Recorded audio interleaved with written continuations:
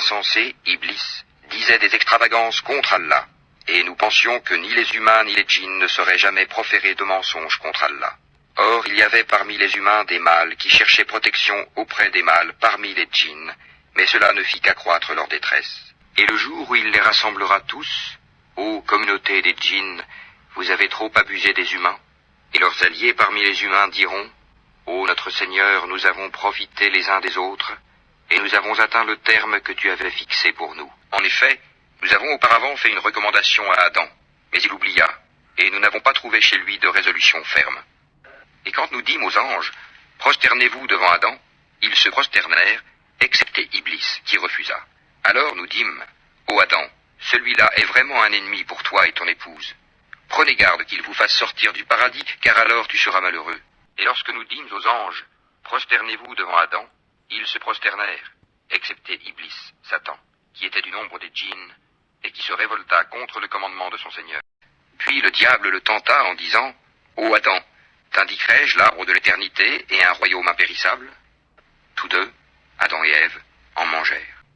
Il dit, descendez d'ici, Adam et Ève, vous serez tous, avec vos descendants, ennemis les uns des autres. Puis, si jamais un guide vous vient de ma part, quiconque suit mon guide ne s'égarera ni ne sera malheureux. Cela ne leur a-t-il pas servi de direction, que nous ayons fait périr avant eux tant de générations dans les demeures desquelles ils marchent maintenant? Voilà bien là des leçons pour les doués d'intelligence. Pourquoi, Moïse, t'es-tu hâté de quitter ton peuple? Ils sont là sur mes traces, dit Moïse, et je me suis hâté vers toi, Seigneur, afin que tu sois satisfait. Allah dit, nous avons mis ton peuple à l'épreuve après ton départ, et le Samiri les a égarés. Moïse retourna donc vers son peuple, courroucé et chagriné. Il dit, ô mon peuple, votre Seigneur ne vous a-t-il pas déjà fait une belle promesse? L'alliance a-t-elle donc été trop longue pour vous? Ou avez-vous désiré que la colère de votre Seigneur s'abatte sur vous pour avoir trahi votre engagement envers moi? Ils dirent, ce n'est pas de notre propre gré que nous avons manqué à notre engagement envers toi, mais nous fûmes chargés de fardeaux d'ornement du peuple de Pharaon. Nous les avons donc jetés sur le feu, tout comme le Samiri les a lancés. Puis il en a fait sortir pour eux un veau, un corps à mugissement, et ils ont dit, c'est votre divinité et la divinité de Moïse. Il a donc oublié. Quoi? Ne voyait-il pas que le veau ne leur rendait aucune parole, et qu'il ne possédait aucun moyen de leur nuire ou de leur faire du bien? Certes, Aaron leur avait bien dit auparavant, ô mon peuple, vous êtes tombés dans la tentation à cause du veau. Or c'est le tout miséricordieux qui est vraiment votre Seigneur. Suivez-moi donc et obéissez à mon commandement. Ils dirent, nous continuerons à y être attachés jusqu'à ce que Moïse retourne vers nous. Alors Moïse dit, qu'est-ce qui t'a empêché, Aaron, quand tu les as vus s'égarer, de me suivre? As-tu donc désobéi à mon commandement? Aaron dit, ô fils de ma mère, ne me prends ni par la barbe ni par la tête. Je craignais que tu ne dises, tu as divisé les enfants d'Israël et tu n'as pas observé mes ordres. Alors Moïse dit, quel a été ton dessein, ô Samiri? Il dit, j'ai vu ce qu'ils n'ont pas vu. J'ai donc pris une poignée de la trace de l'envoyé, puis je l'ai lancé. Voilà ce que mon âme m'a suggéré. Mika, où est le Samaritain? Il va nous rejoindre. Est-ce que tu l'as laissé tout seul? Je l'ai seulement devancé en descendant dans l'eau. Il est certainement mort, le pauvre. Les soldats de Pharaon ont dû l'attraper. Cédez le passage aux vulnérables. Que quelqu'un m'aide. Apportez mon bagage. Je vais t'aider, Samaritain. Moi aussi. Louange à Dieu, tu as réussi à être sauvé, Samaritain. Allez, ne perdez pas de temps. Continuez à marcher.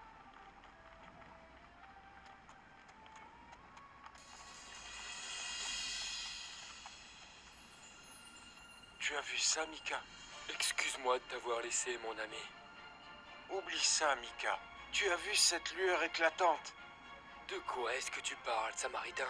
Tu n'as pas vu ce cheval majestueux? Un cheval dans l'eau? Tu veux dire un hippopotame? Ne sois pas imbécile. Tu ne comprends rien ou quoi? Mais tu parles avec des énigmes, Samaritain.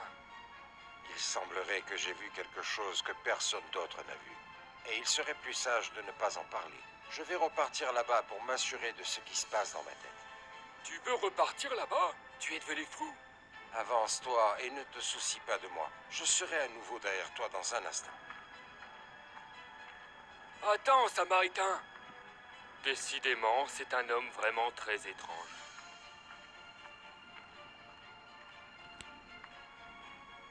Je suis sûr que je l'ai vu. C'est une créature merveilleuse. Je n'ai pas pu le regarder à cause de sa forte lueur. Est-ce que ce serait un ange parmi les anges? Et pourquoi pas? À chaque fois que son cheval passe quelque part, des plantes jaillissent. C'est une trace sainte. Je vais la garder. Dis-moi, Mika, où est la hache? Elle est à côté de la tente.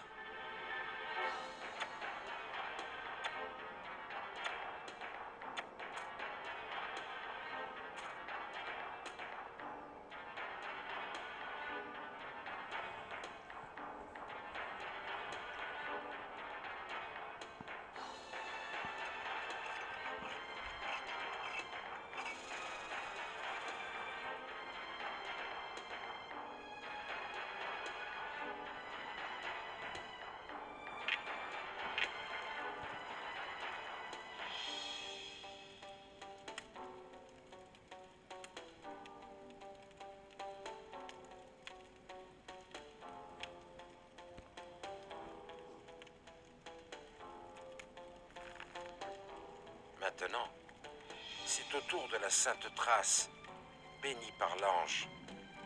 Et je vais fabriquer quelque chose qui n'a rien de semblable avec ce qui existe déjà.